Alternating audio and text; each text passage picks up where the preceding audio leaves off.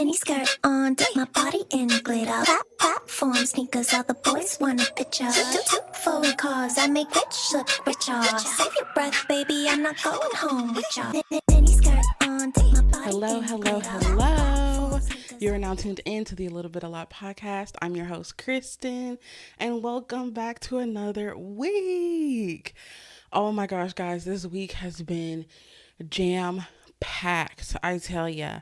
Like, I have been busy, not only with like my normal work, my 9 to 5, but also with like podcasting.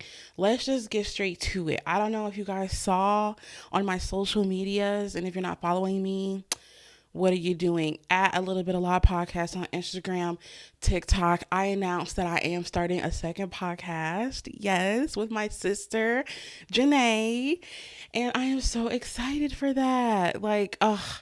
If you guys don't already know, like the A Little Bit A Lot podcast, this podcast was supposed to be a podcast with my sister, like to begin with. And then we ended up just like deciding to do our own solo thing. So then I started a solo show.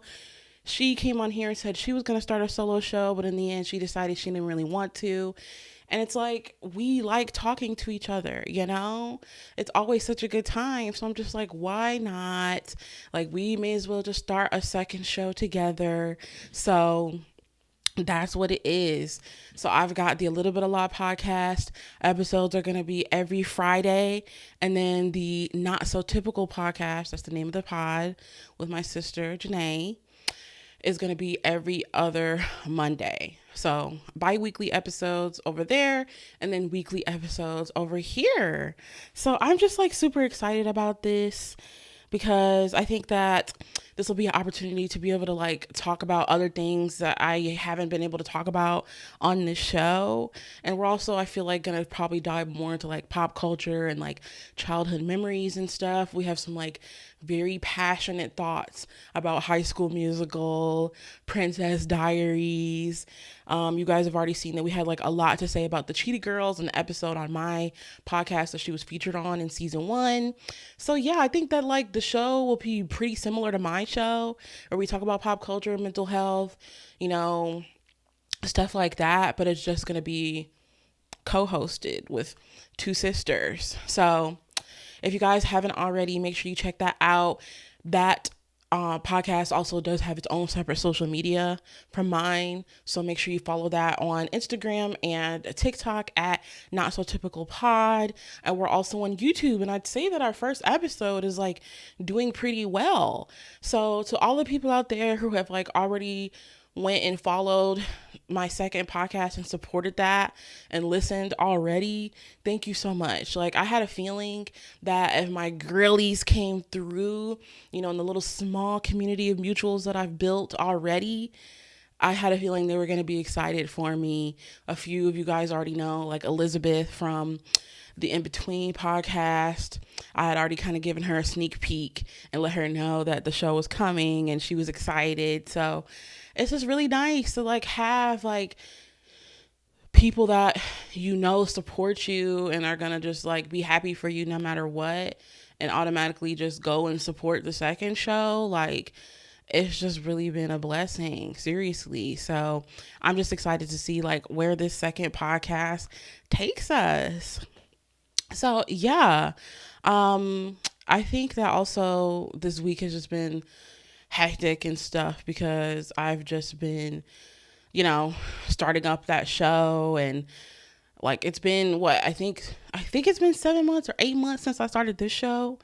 So having to like go back and be like, oh yeah, like how do you submit a show for Apple again? How do you get it to get on Apple, and like setting up everything on Spotify and stuff? Like, that was a journey, but yeah, we're there. Everything's locked and loaded. So I'll make sure that I put everything in the description. And of course, I think I already have like the show's link tree on my link tree. So make sure you guys go check that out.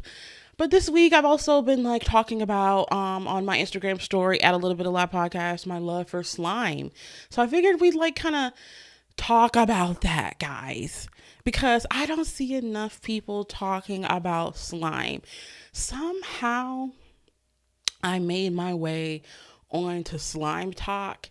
And when I'm on Instagram, on my explore page, all I'm seeing is slime videos. And I think for me, it started off with like the viral videos where the people who make the slime will be like rating my slime scoops. So they'll literally take like the buckets of slime that they're like selling that week and will scoop the slime, flip it over, and it makes this perfect scoop. And it's like something about that tingles my brain. Like, I don't know what it is. I think that's how ASMR might make you feel. ASMR lover, that's what you are to me, ASMR lover, that is what you are. Just casually broke out into RuPaul. Do you guys know that song? ASMR Lover by RuPaul. I'm sorry, we're gonna have to derail because I don't know if I've talked about it on this show enough, but the fact that RuPaul's solo music, especially recently, has been so good also needs to be talked about more. Lover is such a boppington. Cake and candy, cake and candy, cake and candy. Just a little something that I think I desire. Oh my god, like it is such a bop. Like, who is RuPaul the one like making this music? Does he have a team? Like, how is it so good? Like, is he truly just a musical genius, or does he like have other people working with him? But Mother's gonna serve when it comes to that music. Also, this past week, I've really been listening to Hustle That Cat. You say you wanna win it. I wanna see you sweat. Put your whole kitty in it. Ah! Boppington. Such good music. Anyways, what was I saying? I think I was talking about how like the slime, yeah, is giving ASMR. I've never been into ASMR and like the whole craze of that, but I'm assuming that the way that the slime makes me feel is the way that people feel when they watch ASMR, and like the relaxation state that it puts you in. It's like no other. I mean, what the heck? And then it's like seeing the different type of slimes that they scoop, and like how some of the slimes are like a little bit harder to scoop. So then like seeing them try to struggle to scoop it is like so interesting. But like it just somehow became like a hyper fixation this past month, and now I just can't stop watching slime scoop videos. Then sometimes not even when they're just scooping it, but like seeing them play with the slime and the way they're able to like hear those crunches, and like when they ball it up and then stretch it, and like I'm just like, I need that in my hands right now. Because if I'm feeling this way by watching people play with slime or scoop slime, how am I going to feel when it's in my hands? You know what I mean? And the gag is, my sister has been a part of the slime community even before slime was popular. I swear to you, Janae is like an innovator girly, okay? She's always going to be ahead of the curve, ahead of the trends. And before there was even like slime tutorials and stuff like that, she was on it. So when we had the slime era, I would always watch her make her slimes at home, and I was never interested in touching it. I didn't really like the way it felt. And I'm just like, So it's like when slime had its like popularity at its peak, I kind of missed that era. I didn't really care. But now for some reason, as I'm seeing these scoop slime talks by all these businesses with all this interesting looking slime, it's intriguing me now. So it's like, yes, I'm late to the trend, but it's a good thing that I have a sister who knows a lot about slime. So she happened to make me a slime, and I really, really enjoyed it. But it's also nothing compared to like a professional slime. Like, yes, her slime is really good, but I also want that like real deal from one of the like businesses, because she also appreciates like the professional slime too.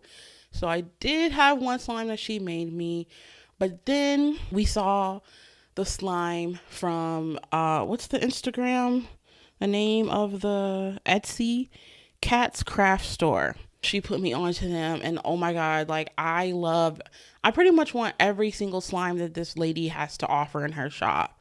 And the thing I like about her is like when I realized that in this community, like usually the people who are slime shop owners like genuinely make their products with love. This seems to just be such a nice, like warm, like kind, welcoming community, you know? And I'm just like, wow, like this lady seems really, really sweet. And like all of the slime people like that make it and have these businesses, all these entrepreneurs are like really cool. So my sister showed me Cat's Craft Slimes, went on the Etsy, and then I picked out the slime that I wanted and ended up choosing a snow dough slime. So we need to take a minute to like dive into the different type of slimes, because this is slime curing my anxiety at this point. I think so. I think so, y'all. Because once I got my hands on that Cat's Craft Store slime, it is so relaxing and so therapeutic. Even my boyfriend Juan was just like, you know what? I want you to have all the slime that you want, because there's something about it. It puts you in a trance-like state when you're playing with your slime. And it's like, it makes you so happy. And it's like, for that time that I'm playing with it, I don't even think about like any of my troubles in life, you know? And the fact that he noticed how happy it was making me is crazy. But like on her shop alone, because like all different type of shops have like different type of slimes, but on Cat's Craft Store, one slime that I want to try is gravel fishbowl slime. Guys, look, we got to talk about it. Gravel fishbowl slime. So I don't know if you guys are familiar with like fish tanks, the gravel that they put at the bottom of the fish tanks. People are putting that in the slime. So it's giving it like this kind of crunchy texture. Oh my God. When I get my hands on that fishbowl slime, it's over for y'all. But then she's also got like butter slime. I need to try one of those too. Okay. Because the butter slime is truly feels like it's probably like a buttery smooth texture. I love watching scoops on a butter slime. Like that might be one of my favorite scoops to watch, because it's so smooth and it just looks so creamy. But then like I said, the snow dough, which is one that I have, is more of like a fluffy slime, which is cute, but I think it might not be my favorite. But I'm glad that I got it as like my first professional slime though, because having that fluffy moment is still really nice, but I don't think it's my favorite texture. But then she's also got like a thick glossy slime too, which is interesting. Not sure how much I'm going to like that one, but I do want to try it, because that glossiness to it seems pretty interesting. And then another one that she has on there is bead crunch. That is so intriguing. I need to feel that crunch of those beads in my hands, guys. Like ASAP. So my sister did buy me the first snow dough slime, and then what was so sweet is I shared it on my Instagram story and like tagged her just in case like anybody else that follows me wants to buy slime too, because I'm gonna put my girlies on. And the shop owner wrote back and was just like, thank you so much, like it's really so nice to see people having fun and enjoying the slime. And she like shared my story on her story, so I'm like, oh, that's so nice. But yeah, like it's just, she's a sweetie. Like all of these like slime people are so sweet. But it really got me thinking about like how much this has truly helped my anxiety, especially with like me thinking about how it's like Mental Health Awareness Month, which you already know, guys. Like the Little Bit a Lot podcast, Kristen is team mental health awareness, pro therapy from infinity to infinity. So it really got me thinking about it, and I'm just like, this is so good. So I really wanted to like do some research, and I found an article on huffpost.com in case you guys were interested, and it talks about how It says, the title of the article says, "Can playing with slime actually benefit your mental health?" I'm like, this is further, like, this is bigger than I ever thought it was. I know I was living under a rock, but like the fact that there are articles about how slime can help your mental health, I was like, whoa, let me check this out. Like, what are the benefits? Because I'm planning on fully diving into this community. And one interesting part from the article that I thought was cool, where it says Brittany A. Johnson, who's an author and a licensed mental health counselor based in Albany, Indiana, she agreed that the what is that? How do you say that word? Sensorial. I'm just going to say sensory impact slime can have for people. And she says that the fascination of playing with slime slash dough is that it impacts all of our senses. Soothing sounds and soft textures have been known to be great coping skills for people of all ages, which I thought was like really nice that she said for people of all ages, because when I first was like looking into finding out about like the benefits of slime like on your mental health and your anxiety, a lot of the articles were mentioning like why it's good for children and like their development and like motor skills. So if there's any people out there who like have kids and who listen and their children don't already have slime, I think you should consider getting them into it, because like I didn't realize how good this was and like stimulating it can be mentally for like children too. And I know that like slime kind of started off and it like has this like reputation of being mainly for kids, but the community that I've been seeing has not been kids. Like these are full adult entrepreneurs and like adults buying the slime. So like I'm pretty sure that like all of my mentally ill girlies, my Lexapro queens, are buying it up like me. But I thought that was interesting that she said it was for all ages, because it's like, this is not just a kid's thing. Like lots of adults could benefit from this. I know a couple people right now in my life who are bitter and sorry, and I think that they could benefit from using slime. Seriously. But it says Johnson added that many mental health professionals already employ these tactics in their practices as a form of grounding techniques. And it says that grounding techniques are techniques that mental health professionals use to help clients with anxiety and panic, she said. All aspects of playing with slime follow the process of grounding techniques. Being able to touch the slime can trigger calming signals in your brain, and being able to smell does the same thing. The colors also can trigger calming or happy signals in your brain. What the heck? What the heck? I do agree with that though. Because there's lots of people who like are really particular about the smell and how that can help them, and soothe them. I personally have one scented slime from Janae, and it's like a green apple scent, and I really enjoy the scent of that. But for the most part, I think that I'm an unscented slime girly. I'll have to keep playing around and like seeing, but so far, I do think I only want unscented slimes for the most part, because it's a little bit too overwhelming for me, especially if it's like too strong. Also, like, it's an interesting fact about like the colors can trigger happy or calming signals in your brain, because that's so true. Like, especially when I'm watching like OG Slimes on TikTok or Instagram, when she has like those hollow, like iridescent, like colored halo like colored slimes. Oh my god, like those colors are so beautiful, and the way that they like reflect in the light. OG Slimes has some of the best lighting in their scooping videos, and it's like it just does something to me, isn't it?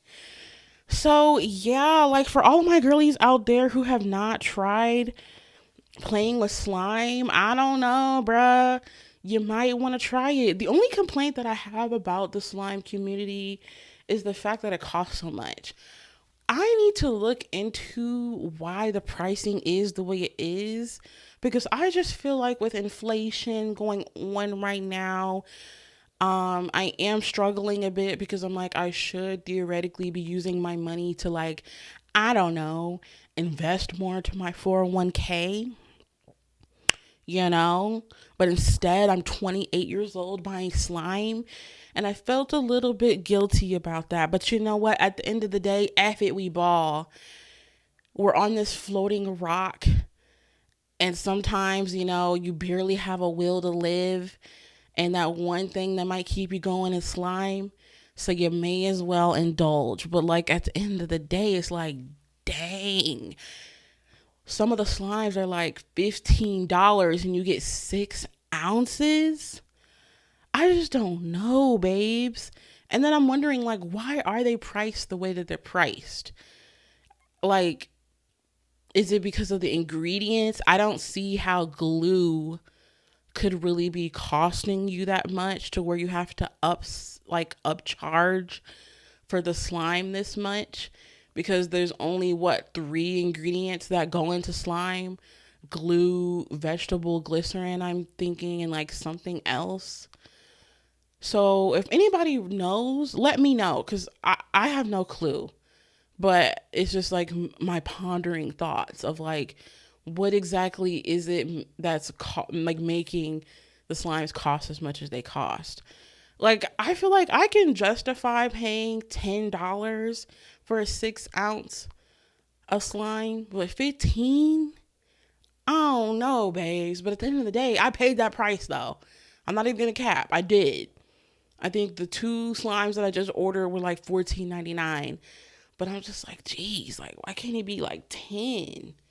What is that about? But then I also know, like, at the end of the day, you're also paying for like labor. But a lot of times these people like make these slimes with like machines, like professional, like kitchen grade mixers.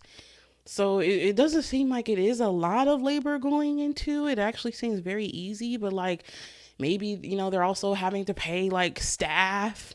A lot of these slime companies have like huge warehouses and lots of staff. So I guess now that the more I talk about it, maybe that is why. That is why it's like $15 a pop, because it's kind of a bigger machine. Then on top of that, they be having like slime companies. They'll do a drop every Friday at this certain time, and then it's sold out, babes. What the heck? Sometimes if you do have a slime company that you like, you're lucky to even be able to get some because of how fast they go out of stock. But yeah, anyways, that was just my rant about slime. I just had to come on here and talk about it and encourage everybody that, like, if you truly need something that's going to be like a sensory moment and like a grounding type of, treatment to help with your anxiety, according to HuffPost, slime can help and benefit your mental health. That's tea. Facts. Yeah. So anyways, I also thought we would talk about the Met Gala for a bit. Man, the Met Gala this year, I really liked it. I really liked the theme. And I feel like for the most part, people stayed on theme. But I didn't really start getting into the Met Gala until like pretty recently.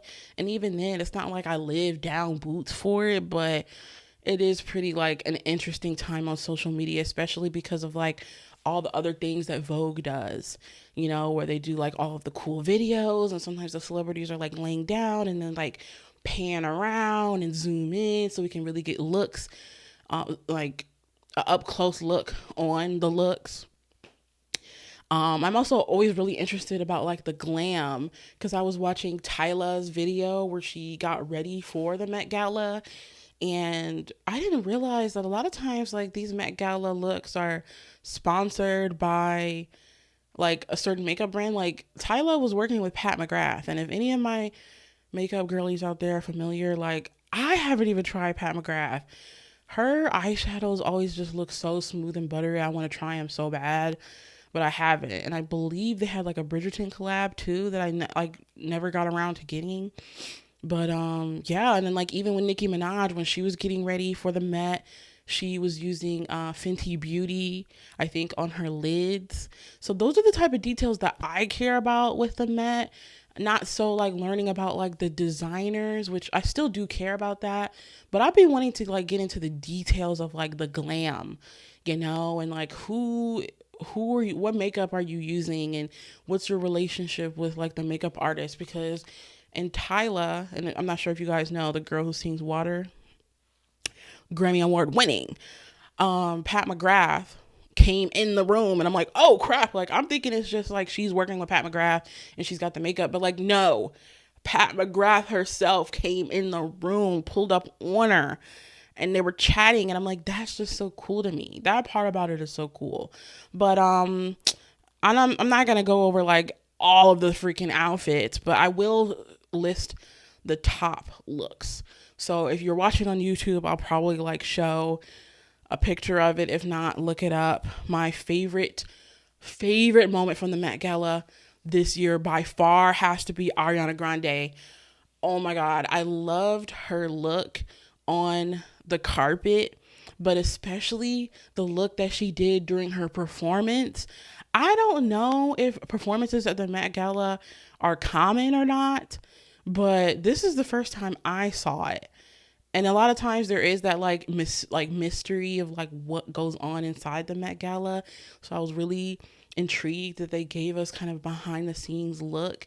And when Ariana Grande posted some of those clips from her performance, I'm just like, oh my God, like the way that look just ate on her.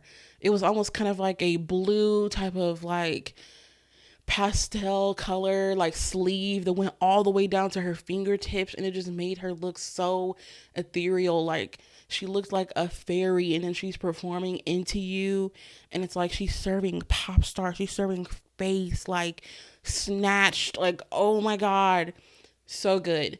10 out of 10, like love it. I really wish we could get like even more videos to like fully see her entire performance, because it's like she ate down.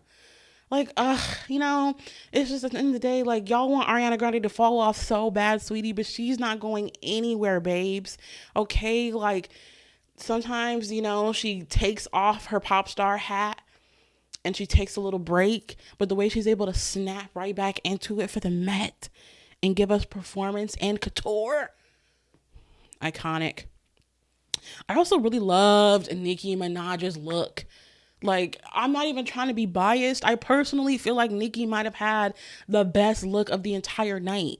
I was watching her Vogue Get Ready With Me, and the fact that her gown, the flower details on the gown were made out of like cans, I think they said.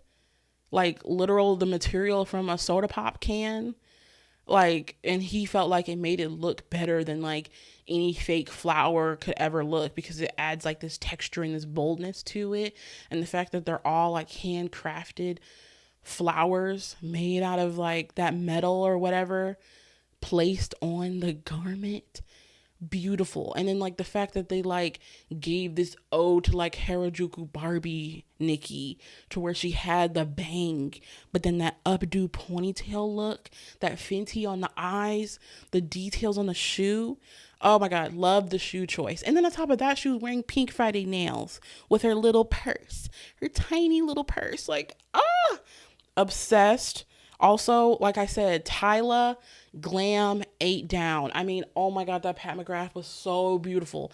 And the fact that her dress was basically real sand that they made into a fabric, it looked like it was plastered on her. Oh my goodness. I feel like this might be single-handedly the most unique Met Gala look that I've seen so far, sweetie. She looked really, really gorgeous. And the fact that they went with a short hairdo, I think was a great choice. I can't imagine what this sandy, draped out moment would look like if she tried to do like a 40-inch middle parted. I don't know. But she was serving wavy Bobbiana. And then of course the detailing on her skin was so beautiful, with the way that they like added like the sand and makeup on her, like from her shoulder down her arm, to complement the color and the material of the dress. Was so cool. I also think it's so interesting the fact that like she could barely walk in it. Like, I don't know if you guys saw those videos where they had to like pick her up the stairs because my girl couldn't move. But it's like, it's the cost you pay for fashion and eleganza at the Met Gala.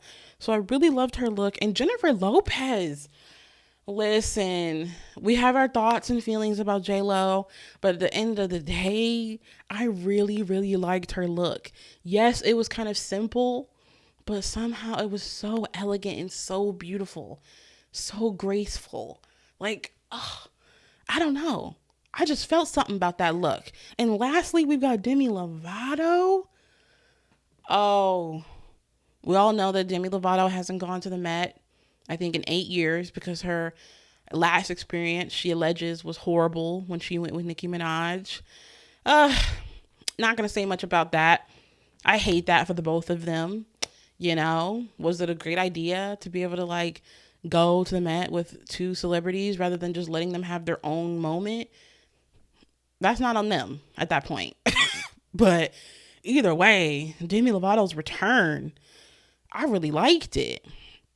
I don't love the hair. I don't know. It was like, I feel like we could have done something else with the hair. I almost feel like maybe her look would have been better like if she would have did like an updo, you know? But either way, the dress was beautiful. I think she had handcrafted embellishments on the dress all the way down as well. So Gorgiana, 10 out of 10 will recommend. I really think the girlies ate it. So yeah, that was that with the Met Gala. And then my last thing, of course, is that I'm excited for Bridgerton. Oh my God. Let me know if you guys want me to talk about this season of Bridgerton, because next week we finally get Bridgerton season 3, and I am so excited to see Penelope and Colin. Oh my God, like this is probably gonna be just so good. Like the anticipation that they're giving us, they're saying is gonna eat down. So I'm hoping it eats down. And then of course, my favorite thing of the week this week, favorite thing of the week. Favorite thing of the week. My favorite thing of the week is the movie Idea of You. What is it called? The Idea of You with Anne Hathaway. You guys already know that I love Princess Diaries. So Anne Hathaway has been my queen, my acting queen since day one. Down since day one-ish. No Jey Uso from WWE. So the fact that she came out with this movie and she's kind of like giving cougar and she's playing a 40-year-old mom was crazy to see. You know, I'm like, dang, like we're entering the era where Anne Hathaway is playing a mother.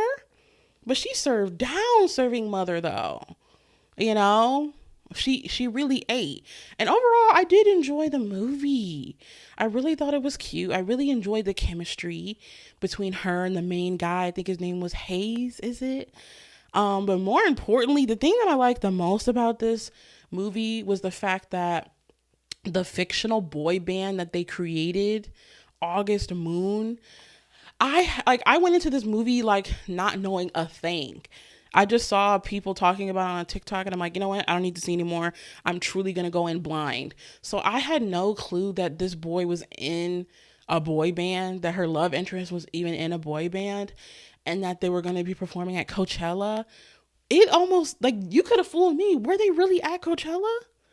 It seemed like they were really at Coachella, babe, because they ate down that performance. And like, I'm like watching and I'm like, why am I low key like loving this performance? Like, why do I low key already have like a bias in this group?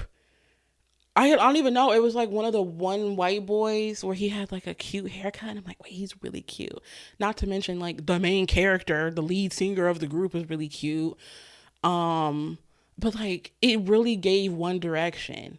And you know, I had my One Direction era, and I truly believe that like if people get past the idea of the fact that they're like a pop boy band, they genuinely had Grammy worthy music. Like no cap, One Direction music is actually really, really good, especially towards their later days before they broke up. But this music was giving One Direction. That's all I could think during the whole time. But like with a twist where they're actually doing like slightly choreographed dance moves, you know, because One Direction didn't really give us choreo. And then I get on TikTok after I watched the movie and I come to find out that the writer of the songs wrote a majority of One Direction's hits. So I'm like, okay, well, that makes sense why every single song that this fictional boy band sang in this movie was a boppington. Because it was really good. I'm not even gonna kizzy.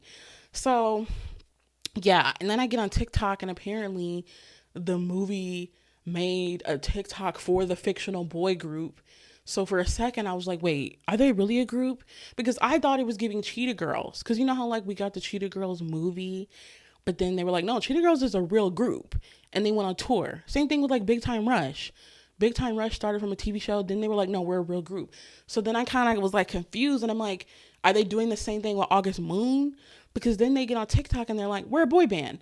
Of course we cuddle. We're a boy band. Of course. And I'm like, they're making content. Like, they're fully making TikTok content. So I'm like, are they a real group? But as far as I know, they're not, which is sad because they have potential. And then next thing you know, I'm diving down the rabbit hole. I'm looking at every single member of the fictional group's TikTok page. Some of them can really dance. And I'm like, wait, like, if y'all were really a real group, I would eat this up. So I'll be listening to the soundtrack for that movie for a while now, because when I tell you they ate down, they ate down. I really enjoyed it. But yeah. So that's all I got for you guys this week. Like I said at the beginning of the episode, make sure you support my second podcast, Not So Typical, with my sister. We're on Instagram and TikTok at Not So Typical Pod. And then every Friday, we're going to be over here on the A Little Bit A Lot podcast. So make sure you like, comment, and subscribe on YouTube. I am on my road to my first 300 subscribers. So thank you, thank you, thank you. And make sure you're following me on social media at A Little Bit A Lot podcast on Instagram, TikTok, and if you're listening on Apple or Spotify, why don't you do your girl a favor and join the gang and, rate that 5 stars, leave that review, click that follow button on Spotify and Apple, so that way you're staying up to date with each episode. And with that, I will see you guys next week. Bye. Cause I make rich look richer. Save your breath, baby, I'm not going home with ya.